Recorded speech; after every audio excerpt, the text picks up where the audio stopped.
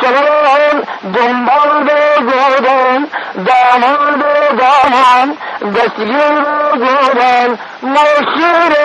آدمان چرا صفایی جوان امیر جوان مطیع غیرت مربان قدر دامانم گردید ششلول بگیتید پا پیچیده بستید همراه سفر خواهد که او غیرت قربان